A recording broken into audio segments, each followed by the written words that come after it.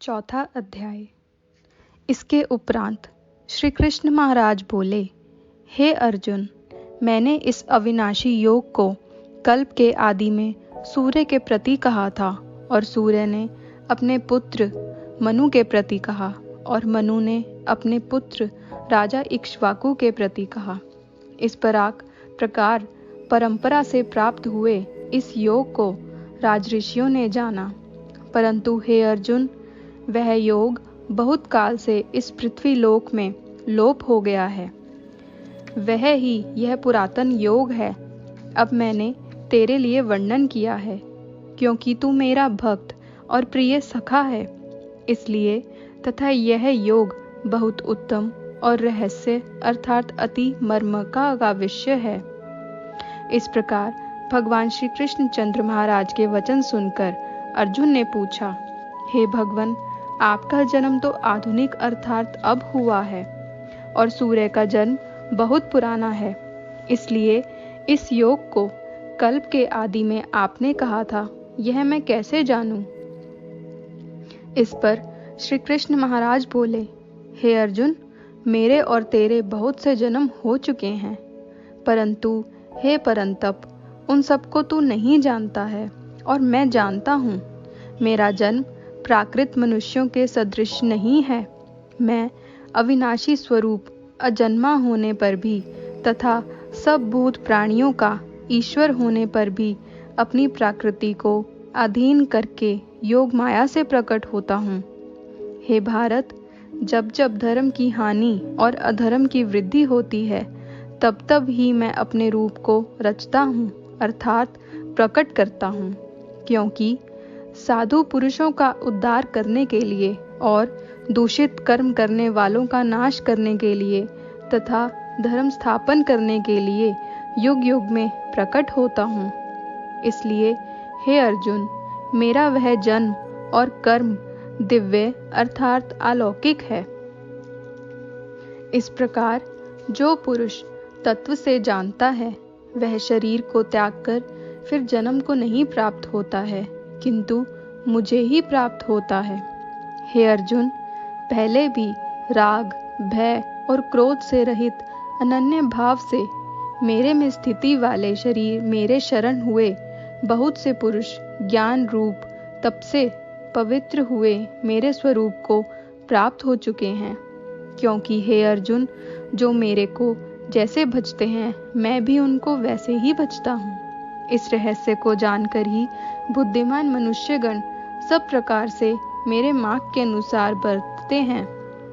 जो मेरे को तत्व से नहीं जानते हैं, वे पुरुष इस मनुष्य लोक में कर्मों के फल को चाहते हुए देवताओं को पूजते हैं, और उनके कर्मों से उत्पन्न हुई सिद्धि भी शीघ्र ही होती है, परंतु उनको मेरी प्राप्ति नहीं होती।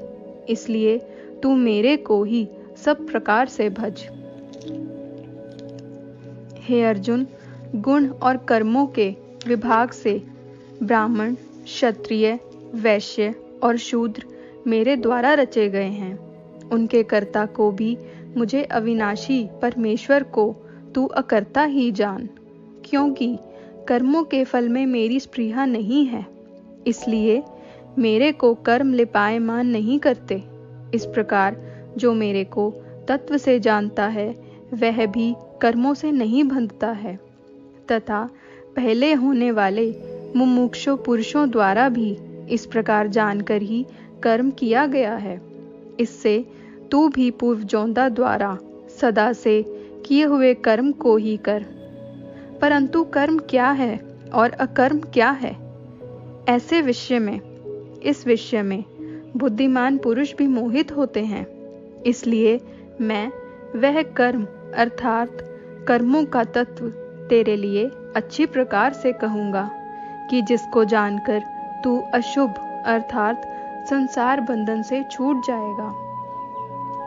कर्म का स्वरूप भी जानना चाहिए और अकर्म का स्वरूप भी जानना चाहिए, तथा निषिद्ध कर्म का स्वरूप भी जानना चाहिए, क्योंकि कर्म की गति गहन है। जो पुरुष कर्म में अर्थात अहंकार रहित की हुई संपूर्ण चेष्टाओं में अकर्म अर्थात वास्तव में उनका न होना पना देखे और जो पुरुष अकर्म में अर्थात अज्ञानी पुरुष द्वारा किए हुए संपूर्ण क्रियाओं के त्याग में भी कर्म को अर्थात त्याग रूप क्रिया को देखे, वह पुरुष मनुष्यों में बुद्धिमान है और वह योगी संपूर्ण कर्मों को करने वाला है।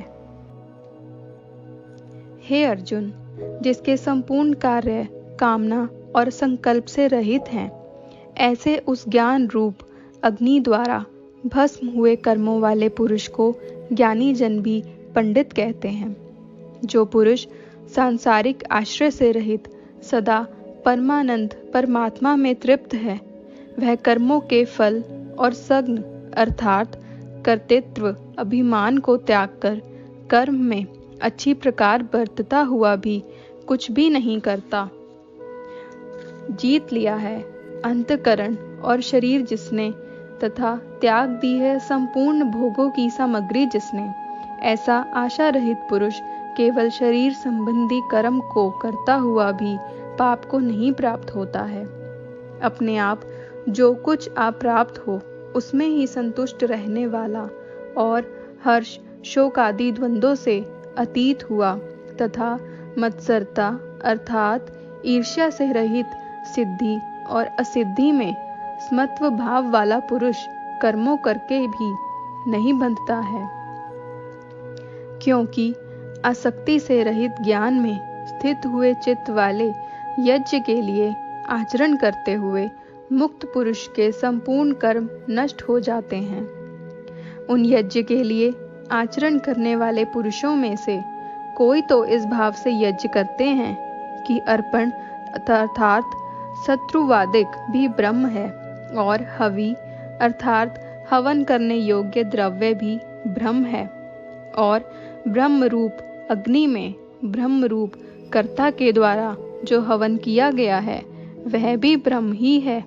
इसलिए ब्रह्म रूप कर्म में समाधिस्थ हुए उस पुरुष द्वारा जो प्राप्त होने योग्य है वह भी ब्रह्म ही है।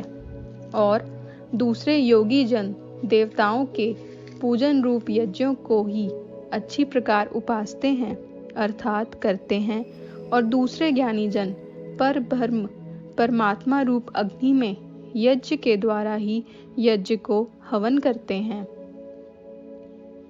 अन्य योगी जन श्रोत्रादिक सब इंद्रियों को संयम अर्थात स्वाधीनता रूप अग्नि में हवन करते हैं अर्थात इंद्रियों को विषयों से रोककर अपने वश में कर लेते हैं, और दूसरे योगी लोग शाब्दादिक विषयों को इंद्रिय रूप अग्नि में हवन करते हैं अर्थात राग द्वेष रहित इंद्रियों द्वारा विषयों को ग्रहण करते हुए भी भस्म रूप करते हैं। दूसरे योगी जन संपूर्ण इंद्रियों की चेष्टाओं को तथा प्राणों के व्यापार को ज्ञान से प्रकाशित हुई परमात्मा में स्थिति रूप योगाग्नि में हवन करते हैं। दूसरे कोई पुरुष ईश्वर अर्पण बुद्धि से लोक सेवा में द्रव्य लगाने वाले हैं, वैसे ही कई पुरुष स्वधर्म पालन रूप तप यज्ञ को करने वाले हैं और कई अष्टांग योग रूप यज्ञ को करने वाले हैं, और दूसरे अहिंसा आदि तीक्ष्ण व्रतों से युक्त यत्नशील पुरुष भगवान के नाम का जप तथा भगवत प्राप्ति विषयक शास्त्रों का अध्ययन रूप ज्ञान के करने वाले हैं।